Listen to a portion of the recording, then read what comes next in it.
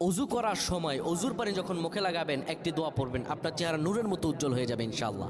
আপনার চেহারা নূরের মতো উজ্জ্বল হয়ে যাবে, চেহারা থেকে ব্রণ, মেস্তা, কালো দাগ সহ যাবতীয় সমস্যাগুলো আল্লাহ তাআলা দূর করে দিবেন এবং আপনার রিজিকে বরকত হবে ইনশাআল্লাহ। আপনার দোয়াগুলো কবুল হয়ে যাবে। অনেকের চেহারা সুন্দর কিন্তু তাকাতে ইচ্ছে করে না, মনে হয় চেহারায় নুন নাই, কিন্তু অনেকের চেহারাই কালো কিন্তু দেখতেও ভালো লাগে। যেমন এই যে বেলাল হাবশি, চেহারা দিকে তাকালেই শান্তির সুবাতাস বয়ে আসতো। সাহাবীরা যার চেহারা দেখে অনেক প্রশংসিত করিয়েছিল এবং যার কলব স্বচ্ছ ছিল। প্রিয় ভাইরা আমার, অজু যখন আপনি করবেন, অজুর পানিতে যখন আপনার চেহারা ভিজাবেন, তখন অজুর পানিতে আপনি এই দোয়াটা 3 বার পরে, দুরূদ শরীফ 3 বার পরে ফু দিবেন।